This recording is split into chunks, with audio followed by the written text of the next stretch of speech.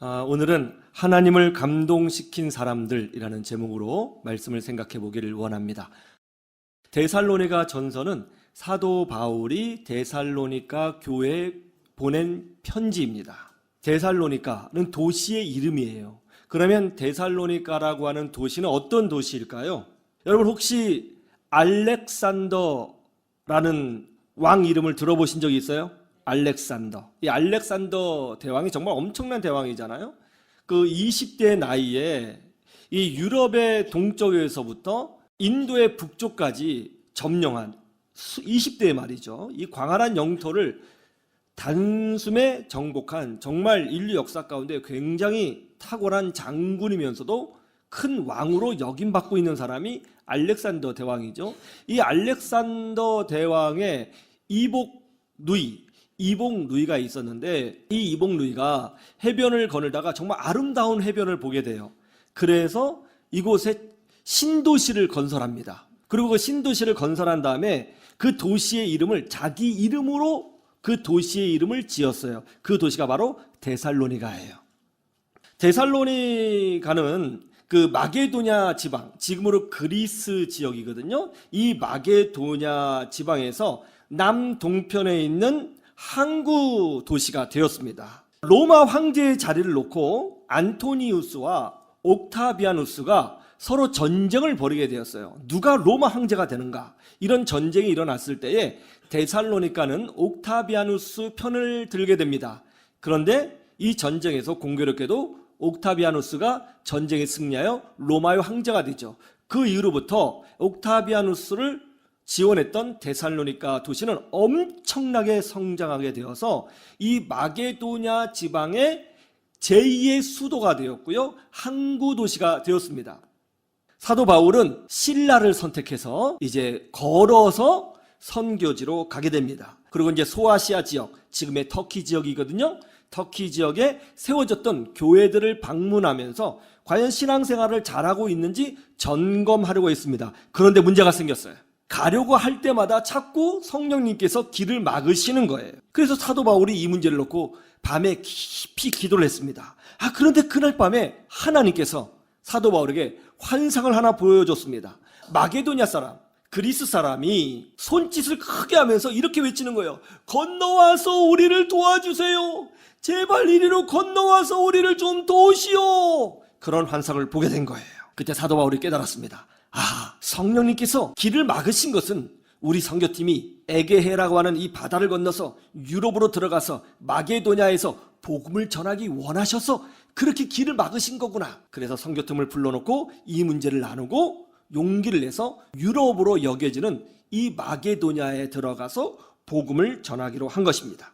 이 마게도냐 지역은 그리스 로마 신에 나오는 제우스 신, 바카스 신, 이런 신들 있잖아요. 그런 신상들이 즐비한 그야말로 완전한 이방 문화가 지배하고 있는 그런 도시였습니다. 자, 사도 바울과 실라가 마게도냐 지방으로 들어갔을 때에 첫 번째로 방문한 도시가 빌립보였습니다. 빌립보는 제법 큰 도시였습니다. 그런데 빌립보라는 도시에 들어가자마자 희한한 광경을 하나 보게 돼요. 어떤 여자가 있었는데 귀신 들렸습니다. 이 귀신 들린 여자가 귀신의 힘을 의지해서 사람들에게 점을 쳐주고 있었던 거예요. 그 모습을 본 사도 바울이 단호하게 귀신을 쫓아냈습니다. 나사렛 예수 그리스도의 이름으로 명하노니 이 여인에게 들어간 더러운 귀신은 이제 떠날지어다. 그러자 그 여자가 갑자기 소리를 지르면서 팍 쓰러졌어요. 일어났더니 완전히 치유가 되었습니다. 얼마나 좋은 일이에요. 그런데 이 사건이 큰 문제를 일으켰어요. 이 귀신 들린 여자가 점을 치면 복비를 가로채는 일당이 있었거든요.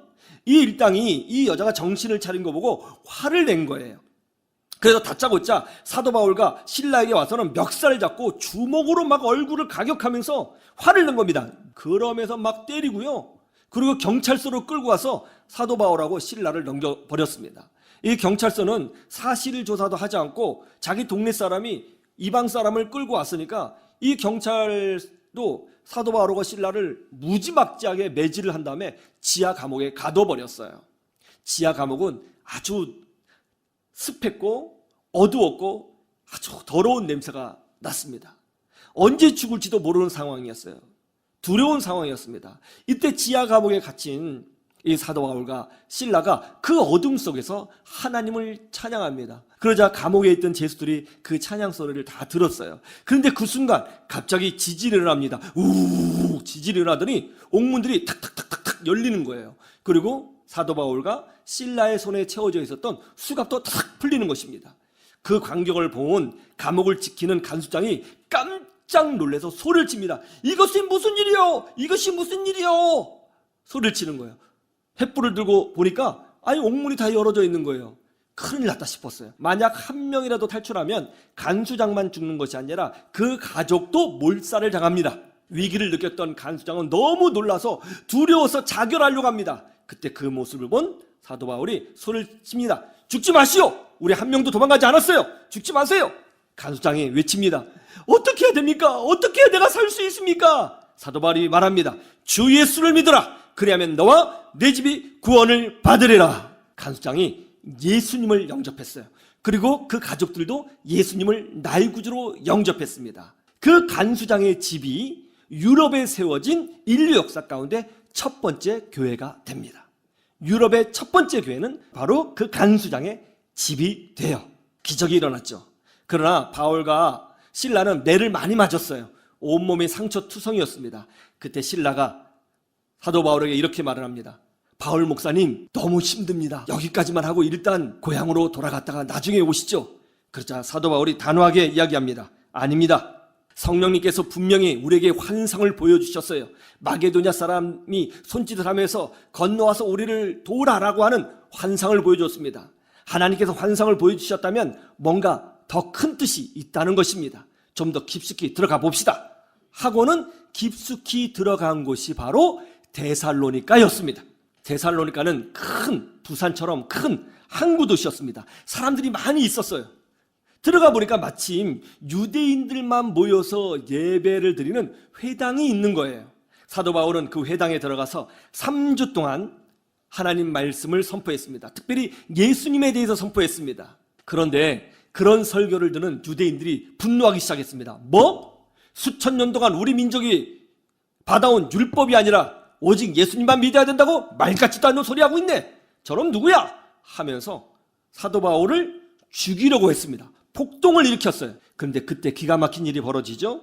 성경을 하나도 모르는 이방인 데살로니가 사람들, 제우스 신을 섬기고 바카스 신을 섬기는 큐피트 신을 섬기는 이 이방 사람이었던 데살로니가 사람들이 3주 동안 사도 바울이 했던 그 설교를 듣고 은혜를 받아서 예수님을 영접한 거예요.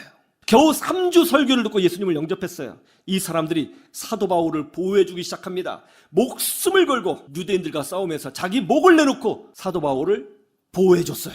그 데살로니가 사람들이 한밤중에 사도 바울과 실라를 찾아와서 예수님에 관해서 좀 더 많은 이야기를 듣기를 원했어요. 사도 바울은 예수님에 대해서 더 많은 얘기를 해줬습니다. 그러자 데살로니가 사람들이 목사님, 그럼 이제 우린 예수님 믿었는데 어떻게 살아야 됩니까?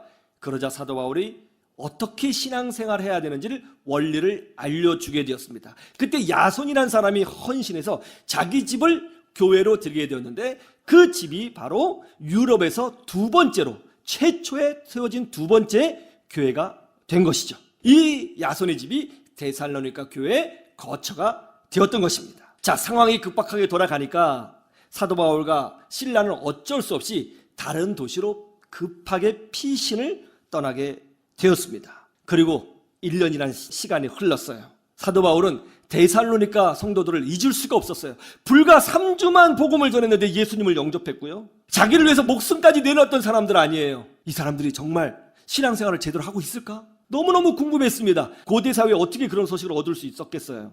너무너무 궁금했습니다. 그래서 사도 바울은 제자인 디모데를 데살로니가로 보내게 됩니다. 그래서 교회가 살아있는지, 살아있다면 성도들이 몇 명이 모이는지, 모인다면 어떻게 신앙생활을 하는지, 제대로 신앙생활을 하고 있는지 확인차 제자 디모데를 데살로니가 교회로 파송을 하게 되죠. 시간이 지난 후에 제자 디모데가 데살로니가 교회에 대한 소식을 들고 왔습니다. 근데 너무나도 충격적인 소식이었어요. 겨우 3주 복음을 들었던 데살로니가 성도들이 겨우 3주 복음을 들었는데 믿음을 굳건히 지키고 있을 뿐만이 아니라 아주 열정적으로 신앙생활을 하고 있다는 충격적인 소식이었습니다.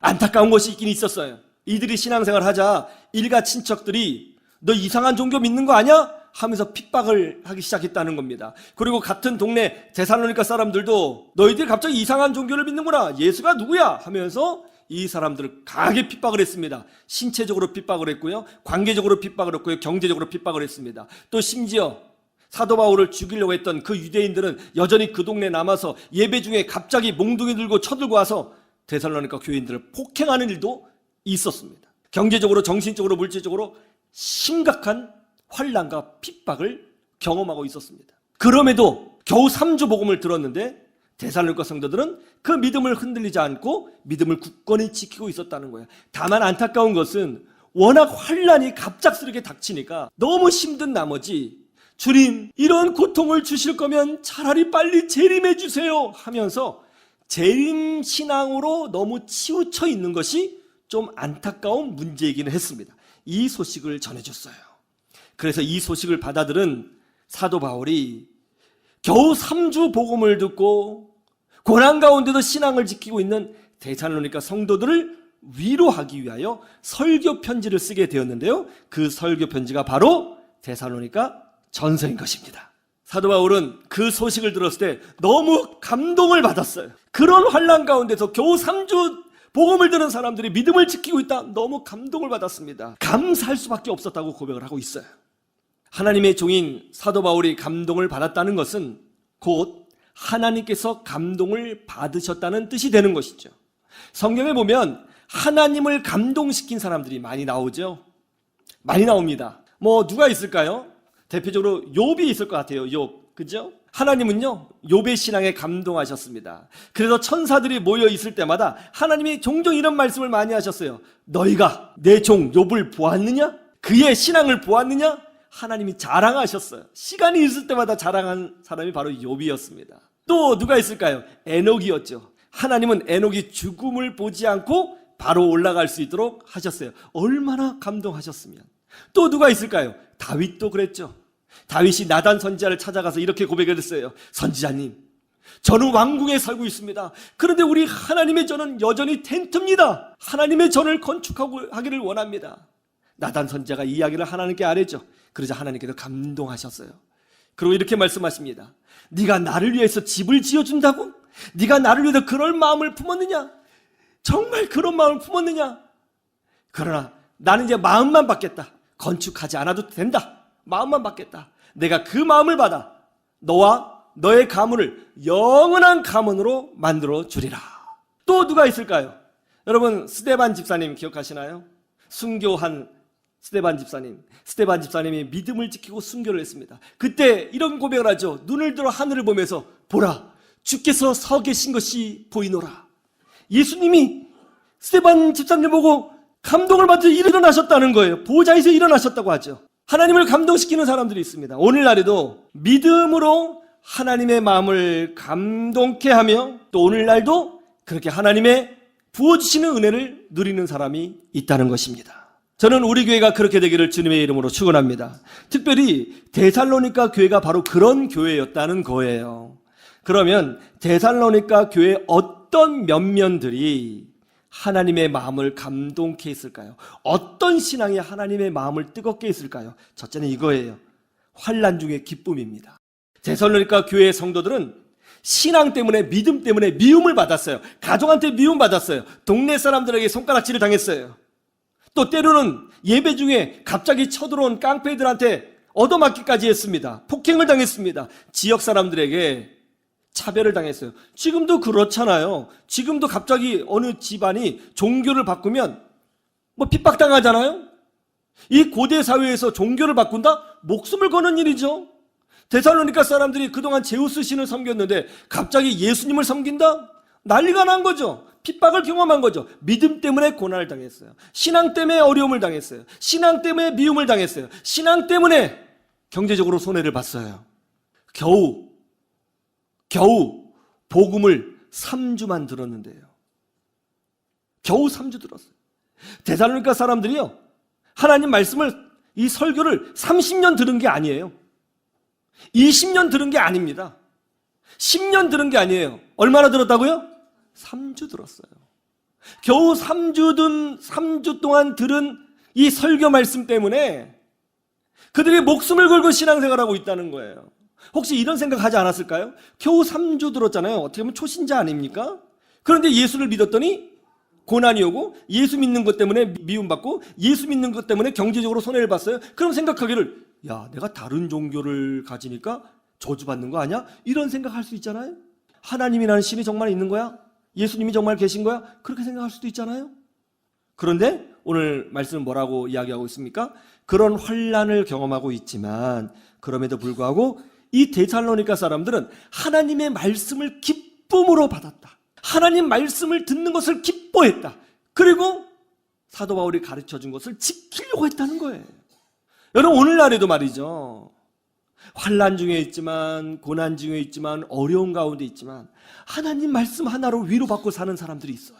하나님 말씀 하나 때문에 힘을 내서 사는 사람들이 있어요. 월요일부터 토요일까지 정말 힘들게 살고, 부부싸움하고, 자녀 때문에 눈물 흘리고, 인생의 고통 때문에 그렇게 힘들어하지만 주일날 말씀 하나 듣는 것 때문에 힘을 내서 예배당에 찾아오고 은혜를 찾는 사람들이 있더라는 거예요. 그런 사람들이 바로 하나님의 마음을 감동케 하는 믿음의 사람이라는 것을 믿으시길 주님의 이름으로 축원합니다. 미국 대통령이 취임식을 할 때는 말이죠, 여러분 TV를 잘 보세요. 반드시 미국 대통령은 취임 선서를 하거든요. 그때 성경책에 손을 넣고 취임 선서를 해요. 근데 이 성경책은요, 일반적인 성경책이 아니고요, 항상 전통이 있는데 링컨 대통령의 성경책입니다. 트럼프 대통령도 다, 그 전에 대통령도 링컨 대통령의 성경책 위에 손을 얹고 대통령 취임 선언을 했어요. 근데 사실은 이 성경책은 링컨 대통령의 성경책이 아니고요, 그의 어머니의 성경책이었습니다. 링컨 대통령이 9살 때 엄마가 돌아가셨어요. 링컨 대통령의 엄마는 체질적으로 굉장히 허약했다고 합니다. 그래서 항상 병상에 누워 있었어요. 그래서 어린 링컨은요, 거의 방치되다시피 성장할 수밖에 없었어요. 그런 어린 아들이 엄마의 손길이 아주 필요할 그때 엄마의 병든 모습만 보고 자라는 그 아들을 보면서 그 링컨 어머니는 정말 미안해하고 항상 아들 문제 때문에 눈물 흘리며 기도했다고 합니다. 그러다 결국 이 병마와 싸워서 이기지 못하고 이제 하나님의 부름을 받게 되었는데요, 죽기 직전에 본인의 죽음을 직감을 했는지 이 링컨 엄마는요, 그 링컨을 불러서 마지막 유언을 남기게 됩니다. 이런 유언을 남겼답니다. 아들아, 엄마가 정말 미안하다.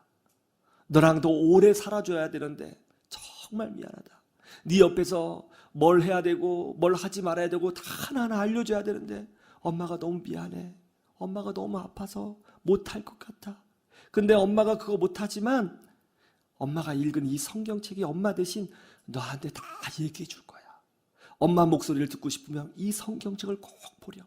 여기에 엄마 목소리가 다 있고 하나님의 뜻이 다 있어.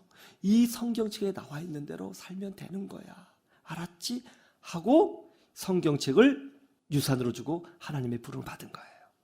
부모가 없인 자란 링컨은요, 정말 많은 고난을 경험했습니다. 그리고 많은 실패를 경험했어요. 그러다가 정말 인내해서 미국 대통령이 된 겁니다. 그런데 링컨 대통령이 되고 나서 어머니의 성경책을 쭉 읽었는데요, 특이한 걸 발견했어요.